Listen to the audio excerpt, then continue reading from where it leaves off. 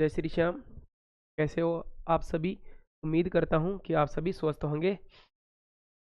थोड़ा सा मौसम परिवर्तन हो रहा है तो आप सभी स्वास्थ्य का भी पढ़ाई के साथ साथ ध्यान रखें।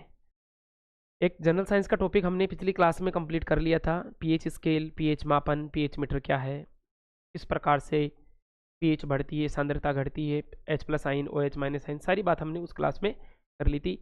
जनरल साइंस का एक टॉपिक है जो हर किसी कंपटीशन एग्जाम में यहाँ से सवाल देखने को मिलता है, चाहे वो एसएससी के एग्ज़ाम हो, चाहे बैंक रेलवे के एग्ज़ाम हो, चाहे आरपीसी के द्वारा, चाहे अधीनस्थ सेवा चयन बोर्ड के एग्ज़ाम हो। उन सभी में आपको यहाँ से भी एक सवाल जनरल साइंस में से देखने को मिलता है।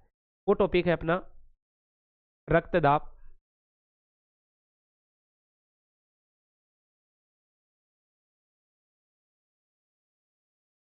रक्तदाब, ब्लड प्रेशर, शॉर्ट में अपन उसको बीपी बोलते हैं। कई बार आपने सुना होगा इसका बीपी बढ़ गया, इसका बीपी घट गया। एग्जाम को देखकर भी हमारा बीपी बढ़ जाता है, लेकिन हमें मालूम नहीं है कि क्या बढ़ रहा है। बढ़ तो रहा है लेकिन ये नहीं मालूम कि क्या बढ़ रहा है, बीपी है क्या चीज़। ये बोलते हैं आज मेरा बीपी बढ़ रहा है, बीपी घट रहा है। तो रक्तदाब एक बहुत ही महत्वपूर्ण टॉपिक है, यहाँ से सवाल आता है। हाँ, ये सही बात है, मालूम नहीं रहता ना। वो एक बार एक सेठ जी की टाई गुम हो गई, सच्ची बात बता रहा हूँ। अब वो सारे नौकर लगे हुए थे, लाल रंग की टाई थी, सारे नौकर लगे हुए थे टाई ढूंढने में। एक नौकर बाद में आया, अब उसको नहीं मालूम कि क्या ढूंढना है, लेकिन उसको डर था कि सेठ जी आकर डांटेंगे, तो वो भी ढूंढने लग गया। इतनी देर में सेठ जी पीछे से आ गए और पूछा क्या तुम क्या ढूंढ रहे हो। तो उसको नहीं मालूम कि ढूंढना क्या था, लेकिन उसने बता दिया भाई नहीं मेरे को नहीं मालूम। बोले तेरे को मालूम नहीं ढूंढना क्या है तो ढूंढ लेगा। बोले हाँ मैं ढूंढ लूंगा। तो कई बार अपने को मालूम नहीं रहता है कि बीपी क्या है। तो रक्तदाब जो है बहुत ही महत्वपूर्ण टॉपिक है। हम बोलते रहते हैं ना एग्जाम के समय, मेरी बीपी बढ़ जाती है, मेरी बीपी घट जाती है। तो बीपी बढ़ना घटना शरीर की एक क्रिया है, जीवों के शरीर में होने वाली या मनुष्य के शरीर में होने वाली एक क्रिया है, जो ऐसा मान्य घटना है जिसके कारण व्यक्ति की मृत्यु भी हो सकती है। तो बीपी से संबंधित एक सवाल एग्जाम में देखने को मिलता है। ठीक है, तो रक्तदाब हम मैं आरेख चित्र द्वारा समझा रहा हूँ।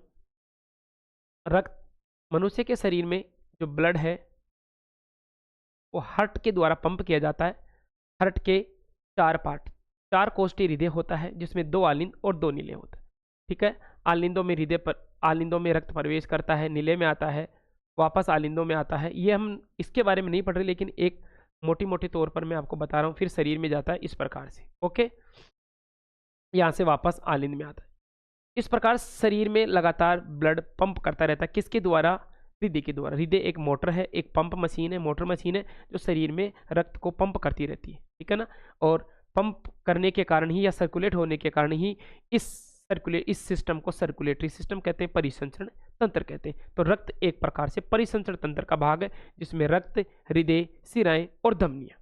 जब हृदय से रक्त निकलता है तो मैं आरेख चित्र बनाता हूं। ये हृदय से जब रक्त निकलता है तो रक्त इन धमनियों में बहता है।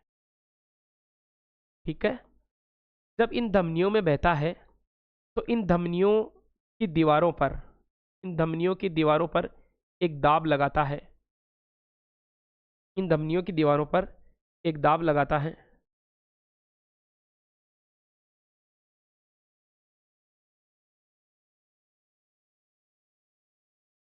इन धमनियों की दीवारों पर एक दाब लगाता है। आपने देखा होगा अपने घर में काम आने वाली जो मोटर है, जो पाइप है, उस पाइप में आपने देखा होगा जैसे ही पानी चलता है तो पानी चलने के साथ जैसे पानी चलता है तो पाइप फूल जाती है, दबाव लग जाता, जो अपना पानी है वो उसके ऊपर दबाव लगाता है। ठीक है, तो जब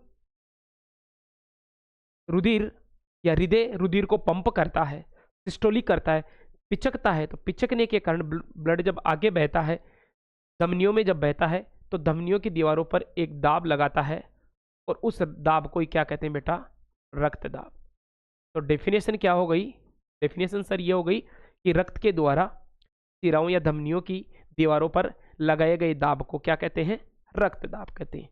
जो दो प्रकार का होता है, सिस्टोलिक और डायस्टोलिक, मतलब प्रकुंचन और शीतलन। जब हृदय प्रकुंचित होता है, पिचकता है, उसके दौरान जब ब्लड बाहर आता है तो उसके दौरान भी दाब लगता है, और जब हृदय वापस शिथिल अवस्था में आता है ऐसी स्थिति में भी दाब लगता है, तो वो शीतलन दाब कहलाता है। ठीक है ना, सिस्टोलिक और डायस्टोलिक दाब जिसको बोलते हैं।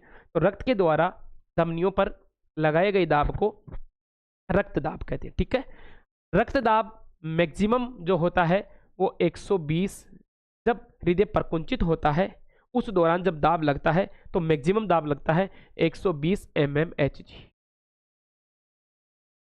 पारे के बराबर। ठीक है ना, पारे के बराबर। उसके बाद में जब रक्त डायस्टोल और रुधिर डायस्टोल होता है, शिथिल अवस्था में आता है, तब जो दाब लगता है वो होता है 80 mmHg, 80 mmHg।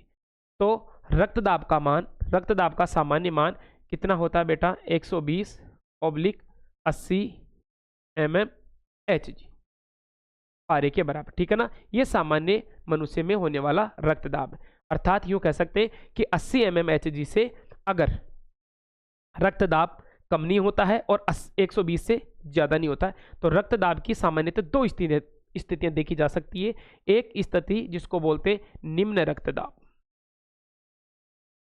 निम्न रक्तदाब अर्थात लो ब्लड प्रेशर, लो बीपी जिसको कहते हैं। कई बार बीपी लो हो जाती है तो वो निम्न रक्तदाब कहलाता है, लो बीपी कहलाती है। तो इसकी डेफिनेशन क्या है? जब धमनियों की दीवारों पर लगने वाले ब्लड प्रेशर का मान, रक्तदाब का मान 80 mmHg से कम हो जाता है। सामान्य 80 mmHg होता है दाब, और 80 mmHg से मान कम हो जाता है, से मान कम हो जाता है, तो ऐसी स्थिति में वो व्यक्ति निम्न रक्तदाब का शिकार हो जाता है या लो बीपी का शिकार हो जाता है। ऐसी स्थिति में शरीर की जो कोशिकाएं हैं वहां तक रक्त नहीं पहुंच पाता है। रक्त नहीं जाएगा तो ऑक्सीजन नहीं जाएगी, क्योंकि ऑक्सीजन को ले जाने वाला जो वाहक है वो कौन है?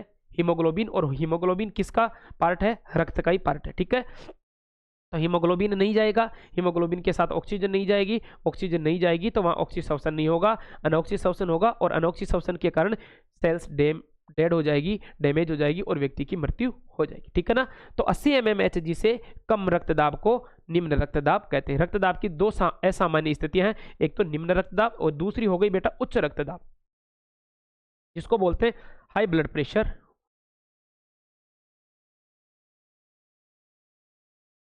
उच्च रक्तदाब,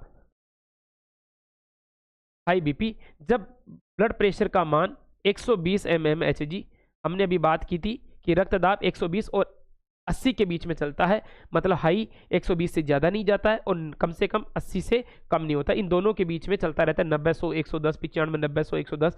तो कई बार क्या होता है, असामान्य स्थिति, कोई भय की स्थिति हो, कोई डर की स्थिति हो, खानपान हो, मदिरा सेवन हो, धूम्रपान हो, या विशेष प्रकार के जंक फूड्स जो खाते हैं अपन, या हमारा जो खानपान दैनिक जो अपनी दिनचर्या है, या व्यायाम न करने की स्थिति में, या मोटापे की स्थिति में कई बार बीपी बढ़ जाता है। अर्थात बीपी का मान 120 mmHg से अधिक हो जाता है, और ऐसी स्थिति में जब ब्लड प्रेशर का मान अधिक हो जाएगा तो ये जो धमनियों की दीवारों पर लगने वाला दाब 120 से ज़्यादा हो जाएगा, और कई बार धमनियाँ फट जाती है और अंदर के अंदर ब्लड शरीर में फैल जाता है, उसको बोलते हैं आंतरिक रक्तस्राव, और ऐसी स्थिति में व्यक्ति की मृत्यु हो जाती है।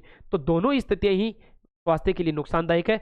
लो बीपी भी नुकसानदायक है, लो बीपी में भी व्यक्ति की मृत्यु हो जाती है और हाई बीपी में भी व्यक्ति की मृत्यु हो जाती है। तो डेफिनेशन क्या होगी? ब्लड प्रेशर का मान 120 mmHg से अधिक होने की स्थिति को क्या कहेंगे? उच्च रक्तदाब। ठीक है ना, जो सामान्य विभिन्न प्रकार के मादक पदार्थों का सेवन करने, या कोई भय डर की स्थिति, या विभिन्न प्रकार के जो हम पदार्थ ग्रहण करते हैं, जो भोजन में विशेष प्रकार के जो अन उपयोगी पदार्थों का सेवन करते हैं, तो उसके कारण भी बीपी बढ़ जाती है। ठीक है, तो ये असामान्य स्थिति है। तो डेफिनेशन कोई नहीं पूछेगा। अब सर इसमें कंपटीशन में सवाल किस टाइप से आएगा? अक्सर जो सवाल देखने को मिलता है साधारणतः वो तो ये आएगा, सामान्य मनुष्य का बीपी है, या सामान्यतः मनुष्य में रक्तदाब का मान, रक्तदाब पाया जाता है। अब हमें तो ये मालूम है कि 80 और 120 तो रट रखा है, पाया जाता है, लेकिन हमें ये नहीं मालूम, पहला ही ऑप्शन वो यही देगा। अक्सर कहीं पुराने पेपर उठा के आप देख लो, पहला ही ऑप्शन ये देगा 80/120 mmHg, और अपन mmHg इसकी यूनिट है, mmHg इसकी क्या है? यूनिट है, मात्रक है। ठीक है ना, मात्रक तो समझते हो ना फिजिक्स में, मात्रक की किसी भी अपने पास जो मूल्य है, जो वैल्यू है, उसको आंकने के लिए जो इकाई काम में ली जाती है उसको हम बोलते हैं मात्रक बोलते हैं, ठीक है ना। तो पहला ही ऑप्शन वो ये देगा और अपन बिना देखे बिना सोचे समझे हम उसको क्या करेंगे, ओके आकर राजी हो जाएंगे। पहला क्वेश्चन तो हमारा सही हो गया, जो बिल्कुल ही क्या है, गलत। 80 होता है, समझ रहे हो बात बिल्कुल, लेकिन पहले जब हृदय संकुचित होता है, सिस्टोलिक होता है, तो सिस्टोलिक के कारण अधिक रक्तदाब होता है, वो होता है 120। उसके बाद में फिर जो हृदय है वो शिथिल होता है, शिथिल के कारण जो ब्लड का जो मान होगा, बीपी का मान होगा, वो कितना होगा बेटा, 80 mmHg। तो दूसरा या तीसरा ऑप्शन ये आएगा 120/80। पहला ऑप्शन आएगा 80/120, हम उसको देखकर टिक कर देंगे, गोला भर देंगे, राजी हो जाएंगे, मौज कर दी। लेकिन बाद में एक क्वेश्चन तो एग्जाम सेंटर से बाहर आते ही लकाटर वाया हो गया हिसाब बराबर, ठीक है। तो 120 यही यूनिट होती है। कई बार यूनिट चेंज कर देता है, कई बार यहाँ mmHg नहीं लिखता, लिख के छोड़ देता है, कई बार केवल Hg लिख के छोड़ता है, कई बार है ना जो सेमी स्क्वायर या सेमी क्यूब लिख के देता है, तो वो इसकी यूनिट नहीं है। तो एक तो अपने को इसकी यूनिट ध्यान रखनी है, और एक इसका जो मान है 120 पहले आएगा और 80 बाद में आएगा। क्यों? क्योंकि पहले हृदय जो है वो प्रकुंचित होता है, पिचकता है, पिचकने के कारण बीपी का मान ज़्यादा होता है, मतलब सिस्टोलिक होता है, जिसके कारण बीपी का मान ज़्यादा होता है, और उसके बाद में जब शिथिल होता है तो बीपी का मान कम हो जाता है, वो 80 होता है, ठीक है ना। तो सामान्य मनुष्य में बीपी का जो मान है 120 और 80 के बीच में रहता है, ठीक है ना। तो ये हो गई हमारी बीपी से संबंधित या रक्तदाब से संबंधित क्लास।